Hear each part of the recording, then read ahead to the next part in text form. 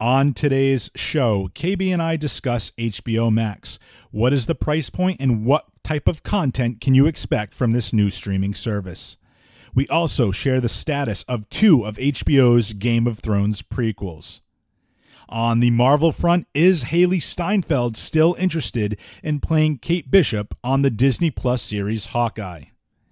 And on the DC realm, The Batman is an upcoming movie, and we have some casting news on that film. All of that and a Rhode Island Comic Con retrospective as we stream a little stream of me on this episode of Free Your Geek. By the power of Grayskull,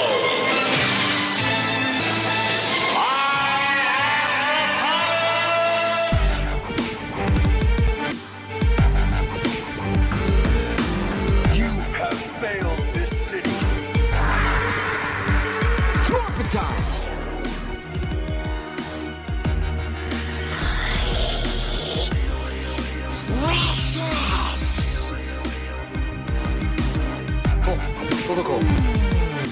Winter is coming. finish him. Fatality. You have no reason to believe anything I say, I realize that. But I hope eventually you will come to trust me. I only want what's best for you and your mother. Son. You don't call me that. Jonathan Kent was my father. I'm not trying to take his place. You couldn't.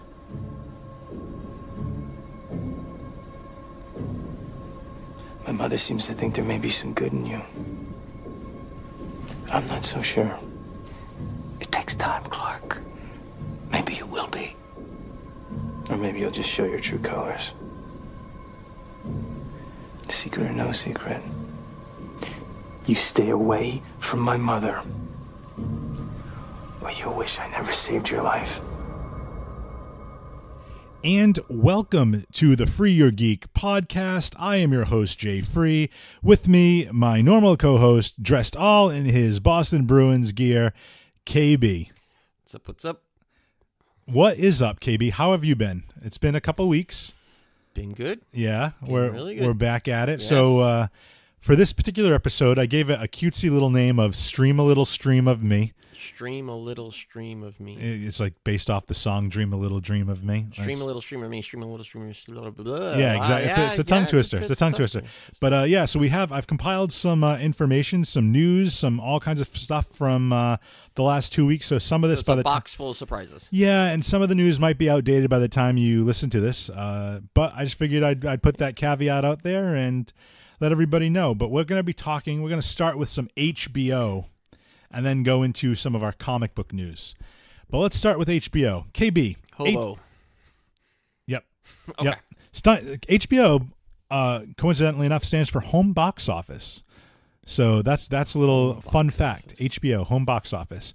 But we're talking about HBO Max. So the name of the show of this particular episode, Stream a Little Stream of Me. And we're going to be talking about streaming services. And HBO Max is one of the newer streaming services. And KB, I know I kind of sent you the news article, and we sent you the show notes last week, and I don't know if you looked over them. Then you forgot to give it to me. Yeah. Okay. So today's show notes you forgot to give. So here's how this works, folks. I send him a link of the show notes. Not only do I do that, I have to print them out on a printer and physically hand them to him. That's how much KV preps for this show. But okay, let's talk. Let's get back on topic. Yep. HBO Max via USA Today. The link is going to be in the show notes. HBO Max, $14.99 a month. How do we'll talk about? Okay, KB's giving a thumbs down. But would you pay $14.99 a month for? Well, hold on. Let's see what some of the content that's going to be on there. Some of the content that people love to binge anyway. 23 seasons of South Park. Friends. The Big Bang Theory. Now, we look at Netflix. Friends is huge for Netflix. Mm-hmm. So imagine Friends is leaving Netflix. If it's going over to HBO Max, will that convert enough people to go over and leave Netflix and go over to... And we're going to talk about that, the whole state of the streaming service a little bit later on in the show too. But The Big Bang Theory, Friends, 2 like highly lauded shows. Whether or not you like them, I'm not a huge fan of The Big Bang Theory. I'm a huge fan of The Big Bang Theory. Are you? Friends, no. But see, I was the reverse. For growing up, Friends was the ish. And South Park. Who doesn't love South Park? But of course, that's all the stuff you can binge. They're also going to be reviving Looney Tunes. They're going to have new cartoons with Porky Pig, Bugs Bunny, Daffy Duck. They're going to be reviving that series, and that was huge when I was a child. And then they're doing another series called Jellystone, which you aptly mentioned is all the Hanna-Barbera characters. I don't know if it's going to be individual 10-minute episodes of all the different shows, but it's going to contain the Flintstones, the Jetsons, and Yogi Bear. Is this new stuff or It's all going to be new stuff. It's all a new show. So I don't know if it's going to be maybe 10-minute Flintstone short, 10-minute Jetson short, 10-minute Yogi Bear, or if it's going to be the characters interacting with each other. Yeah, I mean, I don't know how many people are going to flock to Hanna-Barbera content, but I mean, think of the age group they're going after. It's not going to be the younger, the 18 to 25-year-old kids. No, they're going after people our age. The more 30s, established 40s. people that have what we call in the business disposable income. Absolutely. But for other people and for some of the youngins, we're going to have two new DC series are coming to HBO Max. Yep. One is The Green Lantern, and the other is Strange Adventures. And this is going to be run by Greg Berlanti, who's developing these series, and Greg Berlanti does the CW shows, but now he's going to be on HBO Max. So think of what Watchmen is doing. Are these animated, do we know? I don't believe so. I think they're going to be live action. Okay. I'm not sure, but I mean usually the Strange Adventures one sounds interesting to me. So yeah, let's see. Let's read from this is from Variety. It says Berlanti is set to executive produce both a series adaptation of Strange Adventures as well as a series inspired by the Green Lantern. According to an individual with knowledge of the deals, both projects are expected to go to series. The announcements were made as part of Warner Media's presentation on key details of HBO's Max, including the pricing, which we just mentioned. Strange Adventures is being described as a DC superhero anthology that will feature characters from across the DC canon. The 1-hour drama will explore closed-ended stories about intersecting lives of ordinary humans and superhumans, but details on the Green Lantern series are being kept under wraps.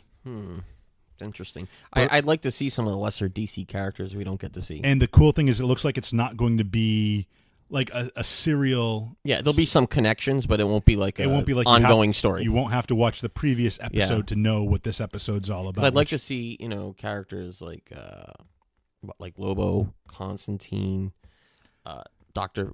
Fate. Dr. Fate, just Zatanna, those other characters that we don't get. Swamp Thing. The Swamp Thing series got canceled on DC Universe. Huntress. That'd be amazing. Those are the ones I want to see. Extended Bat Family, Azrael, that would be cool. That'd be very, very cool. So that show has piqued my interest. Or what if they do even something like Orange is the New Black or something else with dealing with Arkham? Well, I don't know Orange is the New Black, but you know what I mean? I know what The you're Wire, something with Prison Break, anything in that type of vein as well. Again, it's HBO Max. Yeah. It's not going to be TV 14. This is going to be like TV MA stuff. Yeah, probably. I don't know. Again, details are still very light. But Berlanti was quoted as saying both of these original DC properties will be creating for HBO Max will be like anything, unlike anything seen on television. An anthology series of cautionary tales set in a world where superpowers exist, and in what promises to be our biggest DC show ever made, we will be going to space with a Green Lantern television series, but I can't reveal any more about that just yet. So if they let's leave Strange Adventures behind and let's just kind of speculate a little bit on the Green Lantern series. Okay, which Green Lantern? Is it going to be the core? Is it going to be Hal Jordan? Is it going to be Sinestro, Jon Stewart? Yeah. Well, maybe it's going to be more focused on the core. Or maybe it'll be like a buddy cop with Jon Stewart and Guy Gardner. Maybe are we going to see a lot of those characters like Kilowog and Chip? I think is one of them. And what's the Sinestro's equivalent to Kilowog? The name is escaping me. Oh, you're putting me on the spot. I'll have to Google that. But his name is escaping me. But Atrocitus. No, Atrocitus is a Red Lantern. But still, there's another character. Right. Well, you can do the entire spectrum. Yeah. You can have the Star Sapphires. You can have the Sinestro Corps. You can have the Blue Lanterns. You could have the Red Lanterns. The skies. And again, imagine that if it is a series. Imagine doing a separate season of all these different Green Lantern Corps, or the Green Lantern Corps, and all the different Spectrum Corps intersect with these other. And then you have a big they're already doing like the DC crossovers on the CW. Imagine having a giant crossover with all those different cores on HBO Max. Yeah. I think that'd be really, really cool. Or intersecting, we already know Strange Adventures is coming out with different maybe superheroes. it intersects with that a little bit here and there. They can bring the same actors over. Yep, not all the time, but maybe once in a while. Maybe like Crossover. the way I think of it too is think of it like even with the Green Lanterns, I'm picturing more like something along the lines of Star Wars, in the sense that if it's going to be set in space. Can you imagine, like, them going to different planets and seeing different, or even like a Star Trek, like a 60s Star Trek vibe where they go to a different planet and KB's getting blown up. KB's getting blown up. He's very popular. His phone's going off. But I just think it'd be a cool series to basically be able to see different like corners of the DC galaxy. I think it'd be kind of cool. Also, too, I mean, all the different planets, like different planets, all the species that they can do and things like that, because it's so wide open. That's basically what I just said. No, I'm just trying to say in a different way, like with the different aliens and things like that. Like I think you were saying more like the different.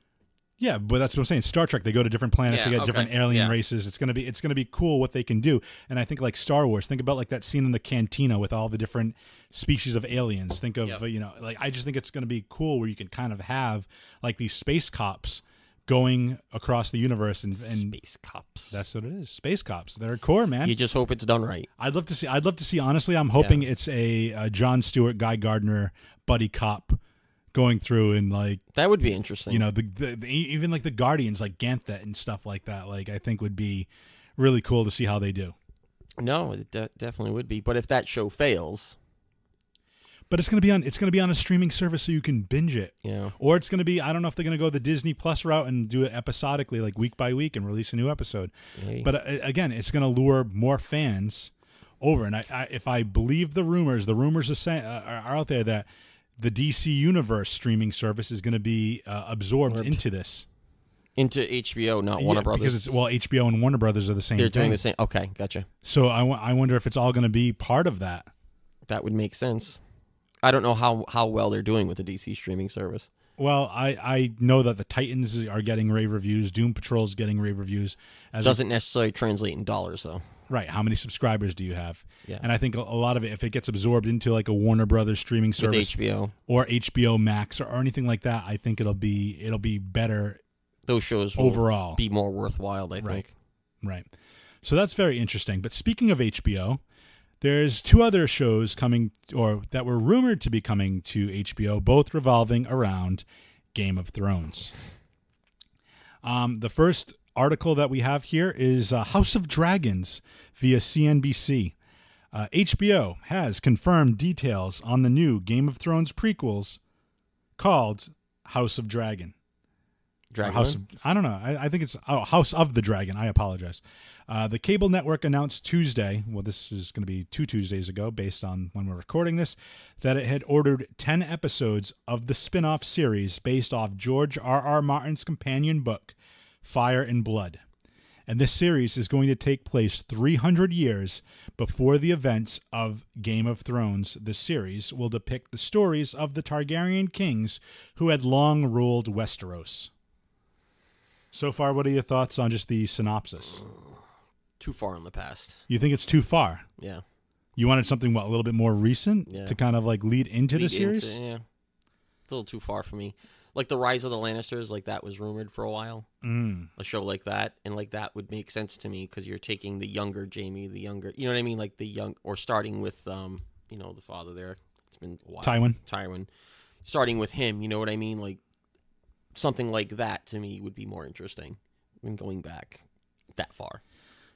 And I'm going to totally butcher these names, but Miguel Sapochnik and Ryan Condal will partner as showrunners, according to the premium cable channel, with both also poised to work as executive producers alongside Martin and Vince Geratis.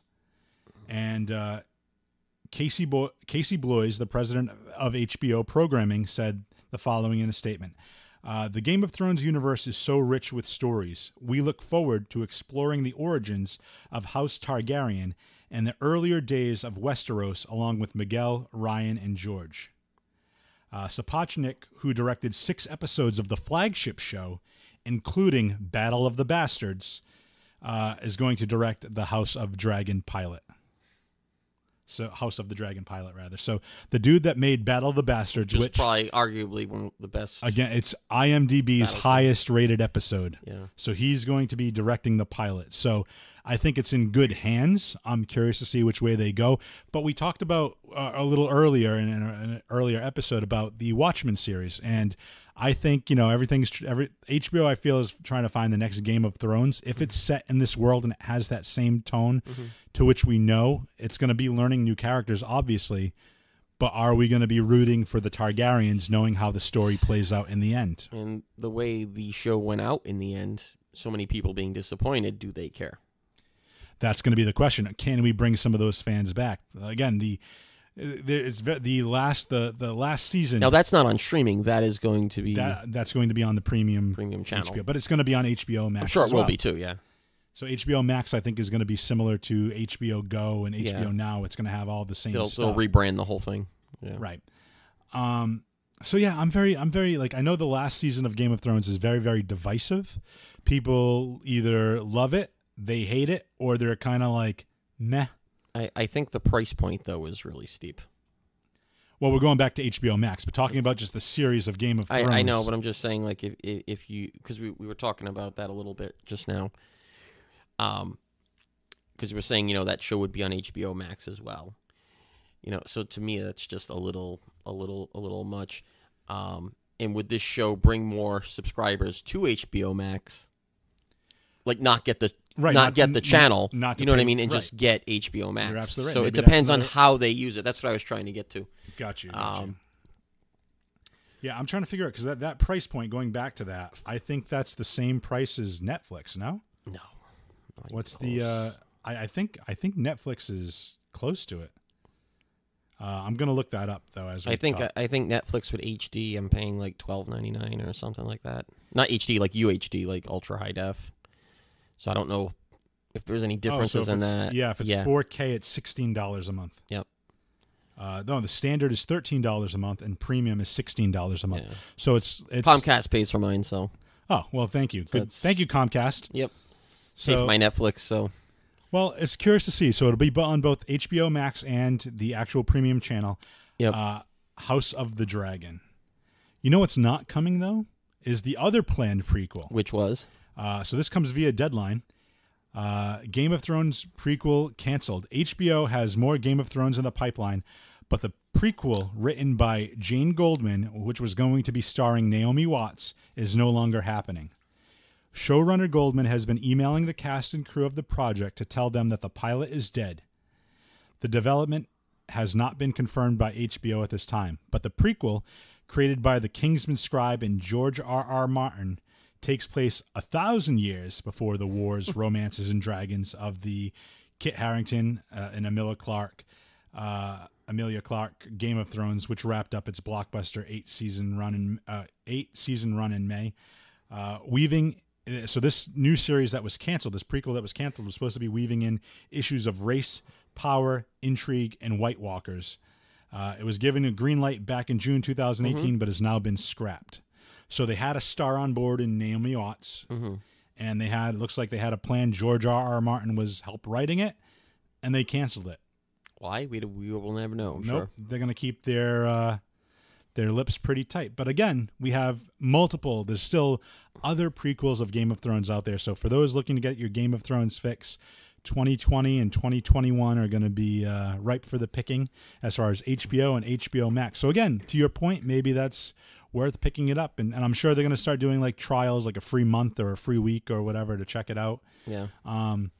Speaking of streaming services. Battle of the streaming service. As we record this, I can't remember the date that Disney Plus is supposed to launch. It's the 12th. Is it the 12th? So today's the 6th of this as of this recording, so we're 6 days away from, yes, that's correct. It's the day after Veterans Day. Yep. So we're 6 days away from the launch of Disney Plus and The Mandalorian. One of the series that's coming to Disney Plus is Hawkeye. And in an earlier podcast, we mentioned that Hailee Steinfeld was being tapped to play wait to see it. Kate Bishop. But is Hailee Steinfeld still on board to play Kate Bishop? The plot thickens. Steinfeld said that's not something that's necessarily happening. She's right now, she's got another series on another streaming service, Apple Plus. Dickinson, she plays Emily Dickinson on the Apple Plus TV series. But she was talking to RadioTimes.com and said that's not something that's necessarily happening.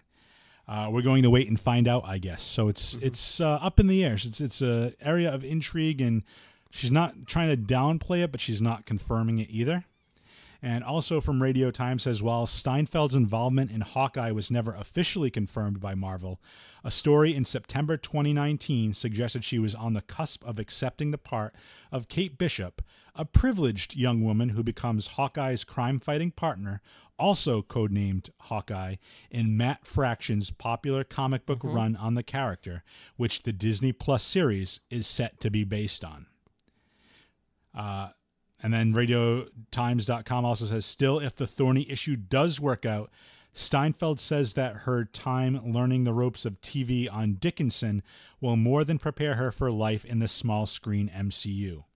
She's quoted as saying, I think generally speaking, this sort of experience has prepared me for working in this sort of space.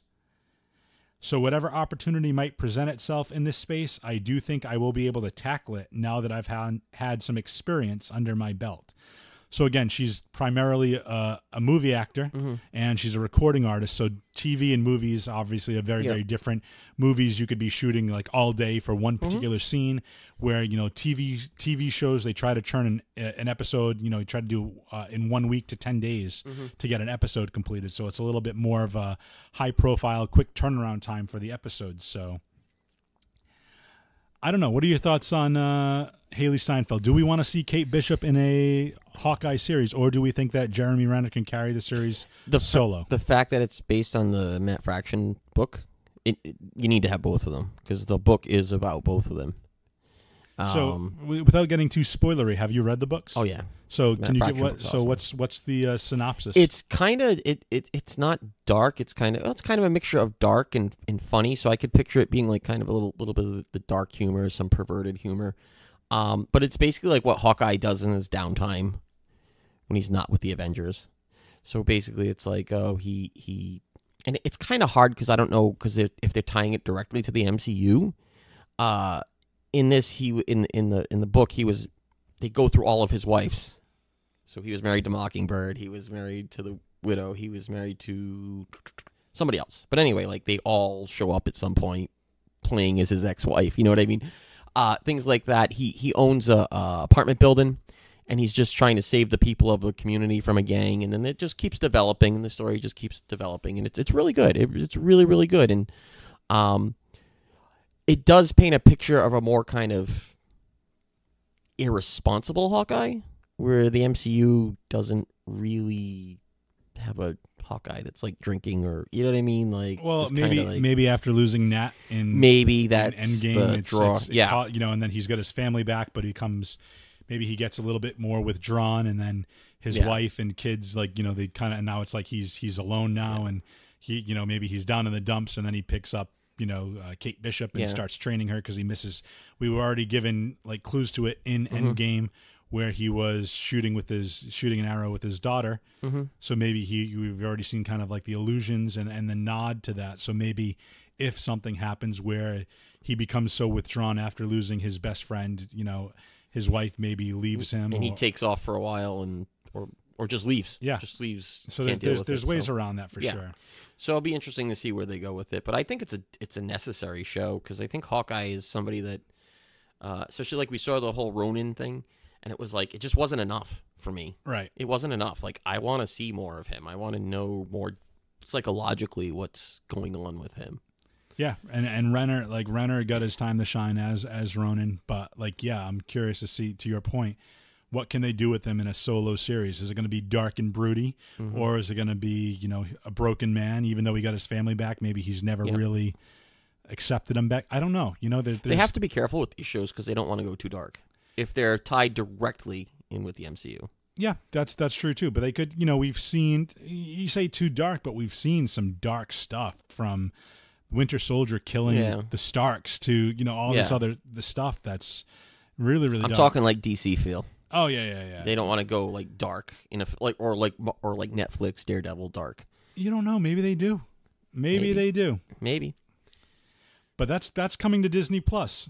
So I mentioned Disney Plus in that article, Apple Plus, and we have HBO Max. And the Disney Plus price point's like what, $7.99? Yeah, something $6.99, like something ridiculous. So that brings us into our discussion topic.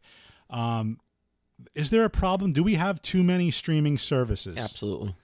I mean, I made a list, and you mentioned a little earlier. There's some I could be missing. Yeah. But we have for live TV, to watch live TV, we have live TV with Hulu, YouTube TV, AT&T Now, Sling, PlayStation View. All of them, it's live TV. They each have their own specific channels and packages. And then you have content, just like the content where you can binge watch stuff. Apple TV Plus, Disney Plus, Hulu, Netflix, Amazon Prime, HBO Max now. HBO Max. There's going to be so many. Netflix. You didn't even mention Netflix. I did. I mentioned Netflix. Oh, okay. Yeah. So as I'm saying, all those. Again, where do we think? Who do we think? Oh, not to mention that's what we talked about.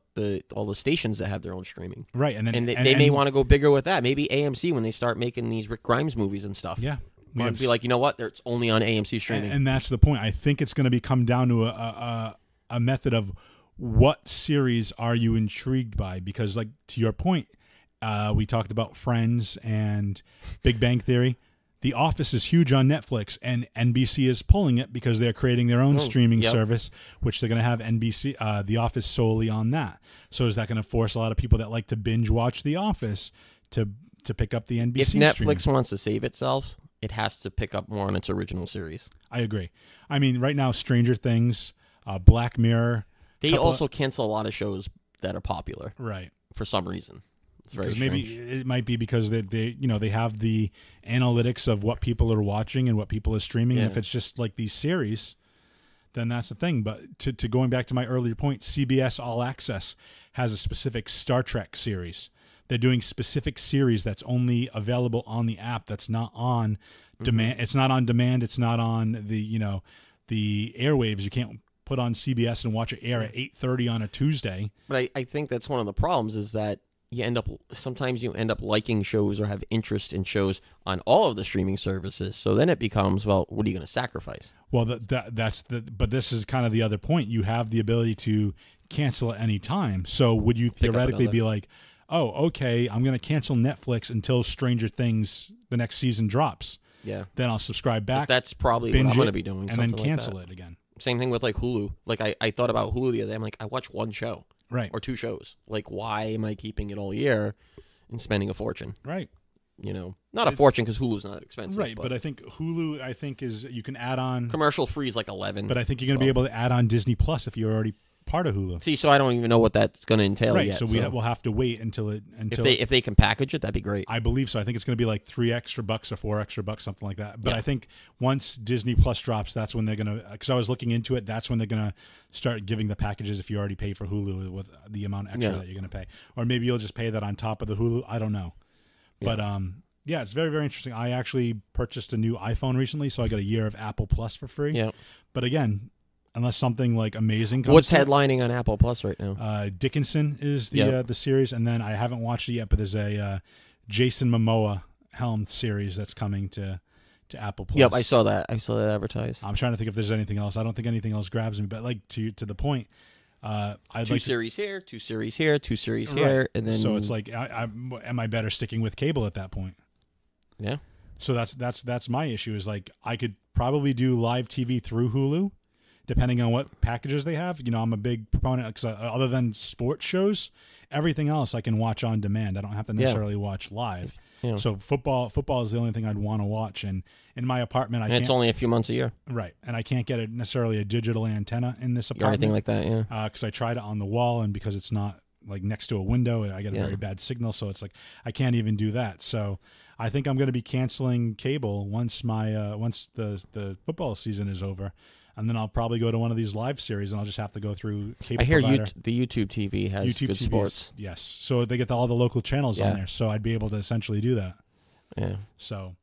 Yeah, I wonder. And then going back to cable, with all these streaming services, do you think cable can still survive? Will it thrive? Of course. Or do you think because they're just gonna bump up the internet connection charges? That's all.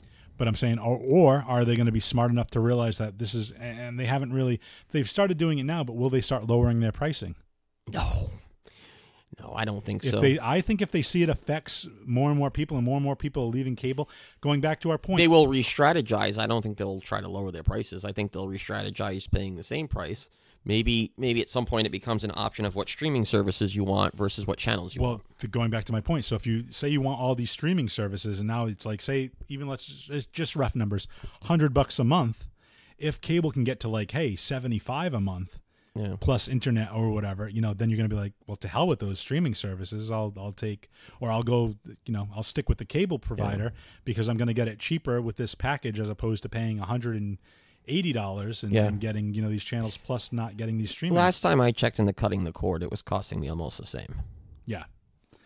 So I just think it's going to be interesting. I think cable's going to feel a little bit more of the heat, especially with live TV. With these contracts with these live TV, because that's it's gonna basically sports is what's gonna catch them. It's gonna kill them. And I think between these other networks developing their own streaming and honestly services, though, for football, like you could even just get a digital antenna. Like I said, you can't, but most people, I'm saying most people, can get the high def antenna and get the basic channels. You'll miss the Thursday and Monday game, but the weekend games you go with YouTube TV, and it gives you the local channels for the most part. And you're good. There's options. It's $40 a month. There's options. It's nice to see that people at least have options now. Yeah. Because for the longest time, it's like Comcast or Cox, those cable companies just seem to just monopolized the whole thing. So, and there's no Verizon Fios lines in the area. So what do I have? Right. Right. So it's good that there's choices. Well, and speaking of choices, I think we should choose to go to break. And coming back from the break, we have a couple of casting news pieces that I want to talk to you about the upcoming film, The Batman. And then we'll be talking about... Yes, that's actually a pretty good impression. And then when we come back, after that, we'll be talking a retrospective of Rhode Island Comic Con. Woohoo! So we'll be back after these messages. Hey, everyone. I want to quickly tell you about 4041 Media. 4041 Media is a collection of podcasts in the southern New England area. And in addition to the great show that is Free Your Geek, you can check out 4041media.com and listen to the Psych Your Crime podcast to figure out why the crazies commit the crimes that they do. Or if movies are more your thing, check out the cast of characters at Movie Theater Time Machine. You can hear all of that at 4041media.com. That's 4041media.com. 4041 Media. For listeners, by listeners. Nigma, decode that message all by yourself, Mockridge? Or did you have help? You're trespassing, Nigma. Get out. You can't kill this deal. I'm selling out to Wayne, and there's nothing you can do to stop me. Of course there isn't. You don't understand. I have a proposition for you. You've come up with a new game? This? No, this puzzle is far more than any mere game. Wouldn't you agree? Or do you need to try it yourself? Solve it. Then we'll talk. Oh, for crying out loud.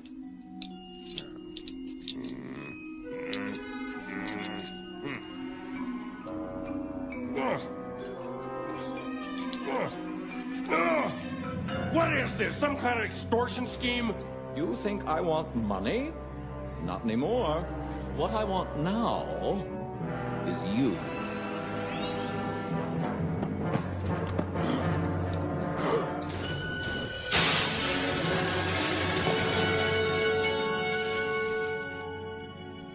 Empty.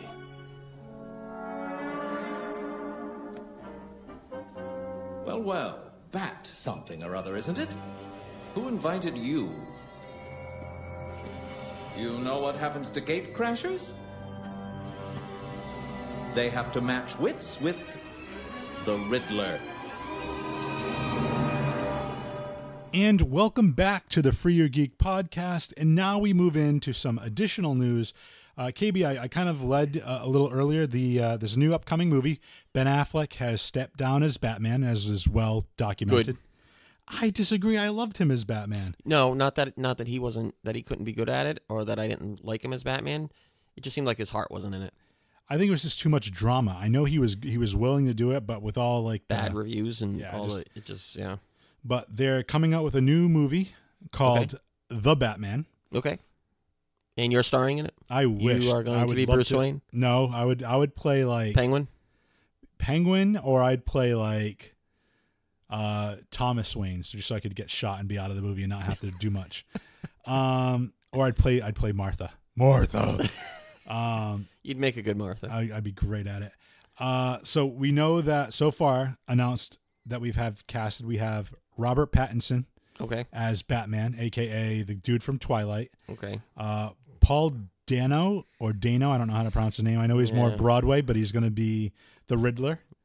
And Zoe Kravitz is going to be Catwoman. In addition to all of that, we have Colin Farrell is in talks. Two-Face? No, the Penguin. As the Penguin? Yeah. So it looks like it's going to be the Penguin. Let me double check. I'll double check that. It doesn't seem like the role for him. I mean, we've seen him as Bullseye in speaking of Ben Affleck, the Ben Affleck Daredevil. So we've seen him as Bullseye. We know he likes to have a little bit of fun with that. He had fun. Yeah, Colin Farrell is in talks to play the Penguin, rounding out the Batman villain trio. So it's going to be the Riddler, Catwoman, and the Penguin, apparently, as the villains for the Batman. And I kind of have an issue with this. Okay. Not necessarily for the casting, because I think Colin Farrell. The villains don't really go together that well, do they? Not even that they don't go together. I think it's overkill. We've learned this from way back in the day with Spider-Man 3 when they used the Green Goblin, Sandman, and Venom. You need like one villain and then like another one kind of around. You do individual villains and then you do the big team up later on. Yeah. But again, that's my only thing I'm concerned about. But one of the other casting pieces that I'm really happy about, Andy Serkis, known as Gollum and Caesar in what was he played? Was it who did he play in Black Panther and Civil War? Oh my God, Ulysses Claw. He's in talks to play Alfred. That's interesting. So I think with Robert Pattinson being a younger Batman, like, you know, he's a younger dude. He's not like 40s. I think he's like in his late 20s, early 30s. If that, I'll double check that later. But yeah, Andy Serkis playing an Alfred, not like super like, you know, we know Michael Caine did a great job in the Nolan movies. I think Serkis, you know, did a great job in and I believe the director of the Batman movie. Or the director of the movie The Batman did the last two Planet of the Apes movies, which he was in. So I mean, which those movies did very well. And I think so. I'm very curious to see how that pans out. But any of that casting news or any of those kind of shock you or concern you? I don't know. Just Colin Farrell as Penguin just doesn't seem like a role for him. Why do you say that? I don't know. I would just picture him more being the Riddler or the. Yeah, I'm sorry, but when I think of Penguin, I think of Danny DeVito. And I just don't, I don't know. I just don't see it. I would love to see him be Two-Face or Colin Farrell still acts. Apparently. No, the casting's okay, I guess. You know, I'm not going to doubt something till I see it. I think. Well, you say that Danny DeVito. What about Robert Lord Taylor from Gotham? He did a different version of the Penguin that I think is very intriguing. Well, I guess if you're going with a younger Batman, maybe it's. But see, Colin Farrell's an older. Well, yeah. So Robert Pattinson is 33 right now. Okay, so it's not younger. He wouldn't be like a 20-something-year-old Batman, but it's going to be like, you know, in a Batman, the Batman that's been maybe established a little bit.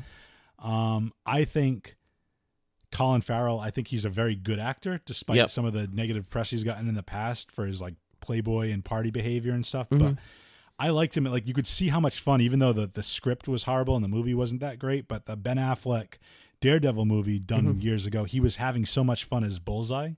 you could kind of tell, like, I Yeah. don't think it'll be like Jim Carrey as the Riddler level of like goofiness or fun, but I think He'll enjoy it. Yeah, I think he'll enjoy playing that role. Zoe Kravitz, I'm curious to see on how she attacks Catwoman. If it's going to be like a combination of the Michelle Pfeiffer, Halle Berry version, or it's going to be a totally different version of the Anne Hathaway version. I don't know. But again, I guess it depends on what the voice is going to be of this movie. Is it going to be more of a Christopher Nolan, like realism, gritty type of thing, or is it going to be a little bit more out there where it's going to be like, hey, here is Clayface. Here is, some of this stuff that's a little bit tougher for, the element of disbelief. I think it's going to be very, very interesting. But that's our DC news. And now we're going to move on to another piece real quick. KB, I threw this in for you. Okay. It's Marvel and its video games. Okay. So this is about Stan Lee and his influence on the video game upcoming Marvel's Avengers. So we saw the trailer, and I wasn't really totally blown away with it, but it looks like a fun game. The more I've watched like gameplay, the more impressed I am. Okay, so that's good. I haven't seen any of that, but I want to talk about from comicbook.com. They put out an article that says, while Stan Lee unfortunately passed away last year before Marvel's Avengers was able to be released, the presence of the legendary visionary will still be felt on the 2020-bound PS4, Xbox One, PC, and Google Stadia game. According to Crystal Dynamics studio head Scott Amos, the narrative leads on the game actually visited Stan Lee during the early stages of the game's development for some advice on creating a Marvel story. So, let's see. Amos said, Stan was a complicated guy. He just loved his characters. We actually asked him, what does he want to do and what is his characterization? We had questions through fans and members of even Marvel saying, well, what can we ask him? What is his relationship with us? What do we have to do? And Amos added, the beauty of Stan was that he made these characters because he wants to love them and enjoy them. He had this perception that any comic could be somebody's first, and that stuck with me. And I think that's very, very telling. Like he would tell a story that even if you're not familiar with the Avengers at this point, to play a video game and be reintroduced to these characters and have the narrative Make it stick. play out in such a way that you can be brought into this universe without having all the background and all that backlog and myriad of knowledge, I think is very, very interesting.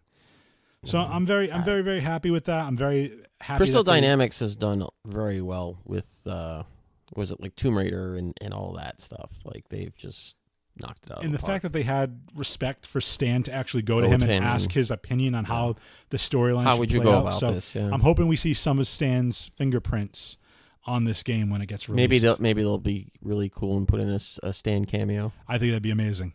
I think that'd be fun. Just into the game to just kind of have some fun with it. Well, it's fun because now, did you ever meet Stan Lee? No, I did not. No, so Did you? you and I both missed No, him. I we saw missed him him. at one of the local cons. Yeah. And in between the episodes, in between the break that we just played and the start of this episode, I put in a couple of clips by an actor named John Glover. And the first clip was John Glover and Tom Welling from Smallville, because we're going to be now talking about Rhode Island Comic Con 2019. And last year we had Tom Welling as one of the guests who I met. And this year we had John Glover, who played Lionel Luthor and voiced the Riddler in Batman, the animated series. He was there, and I got the chance to meet him. But KB, I just want to go with you first, and we'll talk about some of the other guests we met and just our overall feel. But what do you think this year, Rhode Island Comic Con, as compared to last year and previous years? A little bit more downplayed. It didn't Really? seem as busy to me as it has in previous years. I felt like I could get around more. I actually got seats to eat, not sitting on the floor, like on a Sunday too. Like I felt like it was done a lot better. I think it was better managed. I'm just disappointed in all the cancellations they had, because they had a ton of cancellations. They did have a lot of cancellations. Killed a lot of We were things. talking a little bit offline. Dave Bautista, who was pretty much the person I wanted to see the most, had a family emergency and couldn't attend. But a couple other people dropped out that were some of the headliners. Elizabeth Berkley, who I was, this is pun intended, I was so excited to see, because she played Jessie Spano in Saved by the Bell. I was so excited. I'm so excited. Thank you, KB. That's so I just tried to do the pun and kept it a little bit high level. KB just went right on the nose. Oh, yeah. Just, okay. How can you not? I got it. It's all good. But yeah, so you thought it wasn't as busy. I thought Saturday was about right for what Saturday typically did. But Friday and Sunday were. So you went all 3 days. Oh yeah, I went all 3 days as well. Friday, I only ran into you once. Yeah, Friday. Yeah, we ran into each other, but that was the slowest of the 3 days. Saturday. So for those that are unfamiliar, it's essentially Rhode Island Comic Con is held right now in the the Providence Convention Center, and honestly, it's expanding because it's a Dunk Center. Well, that's what I'm trying to explain. So it's usually they expanded to the Dunkin' Donuts Center, which is an ice hockey, where the Providence Bruins play. It's a hockey team. And then the convention center, and then the now the Omni Hotel across the street, they opened that up. So essentially the con is expanded to 3 different buildings. Yeah. All in the vicinity of each other. There's a walkway from the Providence Place Mall, which has a huge parking garage, to the Omni, and then you walk outside the Omni and you're right at the convention center, and then it's about a half a block away. It's the Dunkin' Donuts Center, which is connected to the convention center via another sky bridge. Mm-hmm. And on Saturday, to your point, on the Sky Bridge, I waited about 25 minutes to get across from one to the other because the line was so backed up. From the Dunk to go from the Dunk to the convention center. Funny thing was, I probably saw you in that line, and I said, you know what, I'm going to hit the Dunk first, and then I'm going to go. So yeah, so the layout is very cool. So the Dunk basically is 2 levels. They have all the vendors in a big obviously it's a big circular area that with all the vendors on the upstairs with different like food areas. They had like Doughboys, they had Dunkin' Donuts, they had the typical like your food vendors, event, your food vendors with your chicken fingers and your hot dogs and all that other stuff. And then your regular tables, Yep, your vendor tables, and then you make your way downstairs, which is where it's all the ice, the rink is, and it's all your headliners were there. So there was probably about 10 headliners. Yep. And then the outside of that is more vendors around that circle before you actually enter the arena. Yep. So there was a lot of vendors, and then you go over to the convention center, and there's tons of vendors, and that reminds me that there was probably, honestly, I'd say, like 200 vendors there. Yeah. Easy. Oh, easy. 200 vendors. It's like almost going like to a flea market sometimes. 'Cause it's like a geek flea market. Yeah, tons of vendors selling action figures, different things, replicas, props, clothing, artistic stuff. There was actually I almost bit the bullet. I'm glad I didn't. But they were selling masks. I don't know if you saw, like they were like the latex, like superhero domino masks, like Nightwing would wear. I did not see that. And they have like adhesive on one side, and it lasts for like 5 years. And it's like, I'm gonna go spend $25 to get a Nightwing domino mask over my eyes. I'm like, that doesn't make sense. But it's more for kids. Yeah. I thought it was really, really cool. And then just the celebrity interaction. Yeah. Any cool celebrities that you met that you really enjoyed? This year, all of them. I enjoyed all of them. Really? I really did. I can honestly say that. I met Donald Logue from Gotham. Yeah, we played Harvey Bullock in Gotham. He is an amazing actor. People don't understand his range because he was on Sons of Anarchy. He was in SVU. And then he's also done a lot of comedy. Yep, he's been in a lot of stuff. And it was just nice to, it was funny. He was one of the first people that we saw, and he was a little late, and he just came and shook everybody's hand on the line before he started. That's cool. You know what I mean? And just said, hey, yeah, I'm sorry I'm late. Just so friendly and just so, and you ask him questions, and I was like, oh, I loved you in Sons of Anarchy. And he's like, yeah. He's like, funny story. He's like, I had to shoot somebody twice in the same day because he did a scene.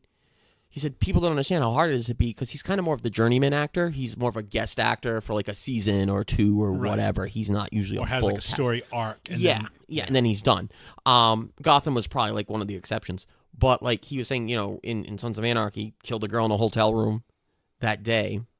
And then that night flew to Canada to film another show. I think it was called Chopper or something like that, or a movie or show, and had to kill another girl in a hotel room. And he's just like, but the mindset's different because the character's different, even though it's the same scene. And then he was also saying like how, as I asked him, like Sons of Anarchy, I've met a lot of those guys, and they were a very close cast. And he's like, when you are a guest star, you don't really get as close. He's like, but one thing he could say is that when you are a show, kind of the journeyman kind of guy like he is, they know when you're not bringing your A game on a big time show. And that's the most challenging part that he enjoyed. And it's just like those kinds of things that these celebrities share with you is what makes the experience. Jonas Stamos, the guy that plays Chewbacca now. Okay. So we went to talk with him. He was the nicest guy, and he was just talking how he learned from Peter Mayhew how to like move and how to make different motions and how to, act, and just he took so much from him, and it's just nice to hear those stories. We met both people from Agents of S.H.I.E.L.D., Natalie Cordova and Henry Simmons. Did you meet them? I did not meet them, but that's Mac and Yo-Yo. Yep, both super, super nice people. And then we met Patrick Warburton, Family Guy, Ted, the Tick. Super nice guy, super, super funny, just as funny in person as he is in real life. I'm not in real life, on TV. People before us had like a 6-year-old, and the 6-year-old was just talking his ear off, and he was just like, "Oh, you need to check this show out and that show." Like he was just so nice. And Very Christina personal. Ricci was a sweetheart too. So, yeah, but that's the experience. It's not the autograph. It's not the picture. Well, what day did you see Christina Ricci? Saturday. So you saw Wednesday on a Saturday. I saw Wednesday on a Saturday. I just wanted to make that bad joke. The Game of Thrones guys, Alfie Allen, Richard Brake, like those guys, I just love that they're okay saying the end was crappy. Like both those guys, not that they said it directly. They said it politically. But they politically said like, yeah, we could have done better, blah, blah, blah, blah. And I said to Alfie Allen, I said, now that I thought about it when the show was done, I'm like, Theon's arc was probably the most complete one. Yeah, Theon had a Theon's arc was probably the most compelling and complete story arc in the show, if you think about it now, going back. And he was like, "Oh, thank you so much, because I appreciate that." And and that's just, it's just awesome. Like that's why you go to these things. Most importantly, I met Neil Adams.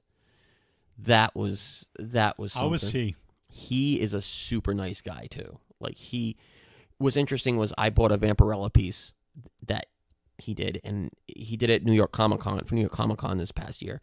Only 50 pieces made, and he signed it and numbered it for me, which was really cool. It's a metal cover, comic with a metal cover.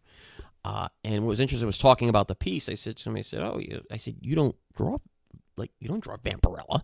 You draw Batman, and he draws everything. I mean, he's been a part of everything. And he's like, that's just the one piece. You just wanted to do it. Something different. Kind of stick you to it. Imagine having that clout to be like, this is the respect that I have in the industry, that I can just pick and choose what character I want on. Yeah, and he was talking about how he saved X-Men, back in, I think he said like the 70s or the 80s, Mm-hmm. that he, just talking about, how powerful the art is, And the interesting thing was, so after I finished with him, there's another artist I like. His name's Buzz. He does a lot of the Dynamite stuff, Vampirella, Red Sonja, that kind of stuff. I didn't know he was there. The guy working with Neil Adams said, "Oh, Buzz is here," because I had the Rhode Island Comic Con Vampirella, and it was Buzz's cover. So I went to see Buzz, and Buzz charged for the books. He doesn't charge for a signature. So talking to Buzz was like the nicest dude ever. Like you could tell when somebody just loves, like he was drawing as you're talking to him. You know what I mean? Just loves what he does. And I said to him, I saw Neil Adams. He says, and I showed him the piece. He says, I talked Neil into drawing that piece. But that again shows the respect that Neil Adams has. Yeah. Like again, hey, like I respect you. I want you to draw this piece that I'm known for. Like that's cool. Yeah. So That's really cool. that is, and remember we talked about Stan Lee and missing Stan Lee? Yes. I was debating on meeting Neil Adams and buying one of the books, because all of his books are like $50-$60. Right. And the guy that was taking the money or whatever talked me into it, because he said, he had, I forget what celebrity or what artist it was that he talked about, but he's like, I said I was going to go and meet this artist, and then, a year later I passed. He passed. And it's like, you regret it. Just like we kind of regret not meeting Stan Lee, because he's 78 years old, Neil Adams. So, it's like, well, yeah, if you're debating on buying this, it's like next year he may not be here. He comes every year. He usually comes to RI Comic Con every year. But no, it was just so awesome to just hear them and just the artists, the fact that they knew each other and that they spoke to each other, and that, Buzz said, it was like, oh yeah, I talked him into that piece. Like that's just a good, nice tidbit of information that you're not going to get anywhere else. Very true. Very true. You know, and that's the experience. Yeah, and kind of on the other side of the coin, from my perspective, I didn't meet as many celebrities just because, to me, like as we mentioned, some of the bigger ones that I wanted to meet canceled. Yeah. I did meet a couple of wrestlers that I was John Moxley, who I'm a fan of. He was cool. He's just a laid back dude. So he's just like, whatever, man. Like, cool. Come take a picture. He liked my shirt because I was wearing a Moxley shirt. I met Mick Foley, and I apologized to Mick Foley because when I was 16 years old in Fall River, Massachusetts, they had Mick Foley and Sable there, and Mick Foley wrote about it in his book back in the day called Have a Nice Day. Yeah. And Foley, a few weeks prior, was just when he got thrown off the top of the Hell in a Cell, and he I remember that. legitimately fell like 20 feet down and smashed through a table and had internal injuries. It was a couple weeks after that, and Sable's line was like 3, 4, 5 times longer than Mick Foley's line. Because Sable, super hot chick, you know, and she's got huge boobs, and it's like all like 16-year-old kids. So I apologized to him because it's the first time I ran into him since then. And he's like, "Oh, well, let's take a picture, and I'm going to get you back." And he took a barbed wire baseball bat, and he was like scratching my forehead. Obviously, it's you know, it's just all in fun. But he was a super cool dude. I met Elijah Wood. I got his autograph for a friend of mine. She couldn't make it, and she wanted to have her exclusive. She has a pop figure of Frodo. It's an exclusive figure. So I ended up bringing it up to him and told the story about her and how she's getting a Lord of the Rings themed wedding to her fiance. They met through Lord of the Rings and their love of it. So he was like really, really cool. He signed it for her and all that fun stuff. You know what you always forget? You always forget that he was in Sin City. Yeah. And that was a strange role. Totally different role for him, but he's a great actor. But probably my favorite person to meet was, and I kind of buried the lead with the 2 audio clips that I've played, is John Glover, who plays Lionel Luthor on Smallville. He was talking to another fan right before I was overhearing their conversation, and she was like gushing about how she loved Batman, the animated series. And, you know, he's an actor who's just like, you know, I'm an adult, so I never really like watched cartoons. Like he was of that mindset, you know, not in this generation where, hey, Family Guy, The Simpsons, those are all cool cartoons. He was of the concept is like, you know, this is a kid's cartoon, and I'm like a 40-year-old dude, you know, doing a voice acting for a kid's cartoon. He never watched his performances. And I went up to him and I said, it's really cool because there's an episode of Batman, the animated series, that like sticks with me now. And we talked about it way back when. I think it was like episode 2, 3, or 4 of the podcast. Who did he voice on? So he voiced the Riddler. Okay. And which is my favorite character. But there's an episode of Batman, the animated series called, I think it's Return of the Grey Ghost. And Adam West voices the Grey Ghost, who was Batman's idol when Bruce Wayne was a little kid. So I said, it's kind of cool when you think about it, because I told him, I gave him the synopsis of that episode. Adam West, who voiced Batman, then voiced the idol of a young Bruce Wayne on the series. I said, you, sir, through my childhood, you know, you voiced the Riddler, who was my favorite villain as a child. And then, you know, you went on to play Lionel Luthor in Smallville, which I absolutely loved that series. I think that kind of started the ball rolling for all these CW shows. So it was a cool kind of bookend. Like, hey, you were with me for my childhood as this, and then you segued into my young adulthood with this. Yeah. And he was very like, he's like, I really appreciate that. And he's kind of a very playful individual. So he's got his arm around me. He's like hip checking me while we're taking like photo, trying to get me to laugh. And he was just a really cool dude. And I appreciated it. Like, Henry Simmons was all hugs. Was he? He's like, I'm a hugger. That's like cool. To everybody. He's like, I'm a hugger. Which, if you think about it, like, you know, they're hugging people all day. It's kind of, it gets a little. But if you watch Agents of S.H.I.E.L.D., Mac is a big softie on Agents of S.H.I.E.L.D. Yeah, so he's like that in real life. It doesn't surprise me. But, so Brian O'Halloran yelled at me for selling in front of his shop. Yep. So Dante from Clerks was yelling at you which is funny because friends of the show who have their own podcast, which I'll plug right now, the Chuck and Brad podcast, they actually did. So I don't know if I've ever told you this story, but Chuck and Brad do this comedy bit when they do their local comedy shows around here. It's called Bradley Drawn. So what Brad does is he watches a movie and he animates key scenes. He draws key scenes of the movie, gives them over to Chuck. Chuck then writes his own script based on what he thinks the drawings are.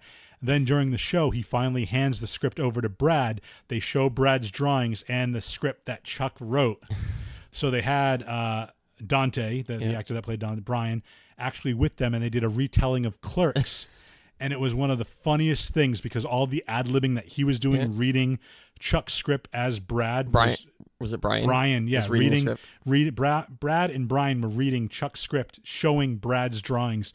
And Brian was just shaking his head like he was laughing. It was so fun. So I highly recommend you check out their podcast. I'll give them a plug again. That's the Chuck and Brad podcast. They also, if you go to Chuck and Brad podcast, I think they have a website where you can see all their comedy shows.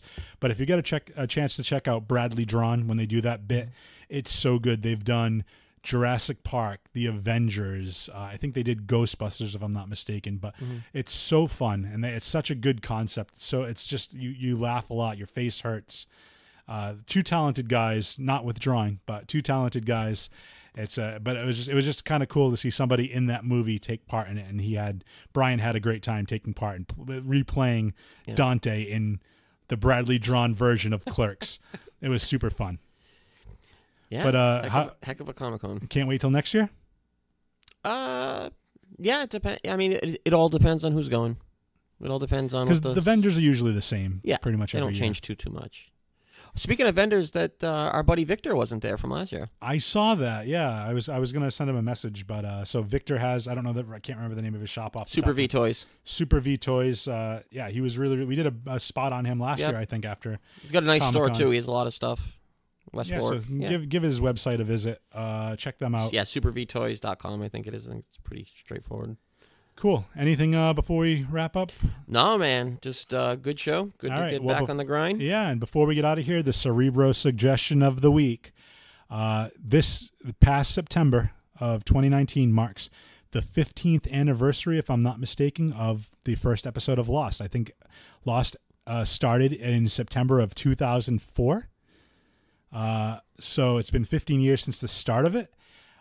So in honor of that, there's a new podcast. Are you rewatching the whole thing? I would love to. I've rewatched that series probably like 15 times through. Even the ending, you were good with the ending? Yeah, I was fine with it. I loved it. Okay. I loved it. A lot of people. But there's a podcast called Through the Looking Glass, a Lost Retrospective. It's not necessarily a review of the show itself, but more how the show impacted television. The effects are still felt in TV's landscape today, from its high level of serialized storytelling to its digital marketing to fan engagement to making the showrunners the part of the celebrities of the show. Yeah. So we think, the other show that really did that was Joss Whedon and Buffy the Vampire Slayer, but Carlton Cuse and Damon Lindelof were the showrunners. That kind of led to precedence with Game of Thrones showrunners, all these other showrunners shows that took focus off main characters and and then they talk about some of the stuff that the serialized storytelling, where if you watched any other show, you could kind of go in fresh and be like, oh, I've never watched this show before, but it's on TV. Let me watch this episode and see what it's all about. Yeah. Where, no pun intended, if you threw on season 4, episode 8 of Lost as your first viewing of it, you would totally be lost. You wouldn't know, because you have to go all the way back. Pun intended. To season 1, episode 1. That's what happened to me. That's why I couldn't get into it at the beginning. So to me, I mean, they talk about just like the impact that it's had, even from like the digital marketing. In between the seasons, they would have like games, and they would shoot videos with the actors to they wouldn't be trailers. They'd be like things to make you think and get ready for the next season. Yeah. It's just really, really cool ideas. Like it was out of the box. It was unique for its time. That's when, the internet was really coming into the foray, and like message boards and Twitter and all that stuff. You could reach out to the show directly, the showrunners directly through that. So it's a really cool. I think it's a short podcast. I believe there's only like 6 to 10 episodes, but definitely check them out. But other than that, check us out on Facebook, Twitter, Instagram, YouTube. Free Your Geek. Just search for Free Your Geek or Free Your Geek podcast. You'll see the logo. It's Teenage Mutant Ninja Turtles inspired. Ish. It's inspired. It's inspired by it. It's not a ripoff. Yeah, that's all I got. Go to our website, jfreethegeek.com. We're posting daily on our Instagram. I'm trying to tweet more. But and give us any feedback, things you want to hear about. We'll be back in another week or so, maybe 2 weeks. Maybe 2. Yeah, which we'll see. News right now, it's a slow news time of the year. Yeah. The holidays are coming up, so there's a couple things we can talk about moving down. We can do maybe I'll do some interviews with people and just talk about what they geek out about to fill the time. But KB, until then, Hit him with the catchphrase. Get your geek on.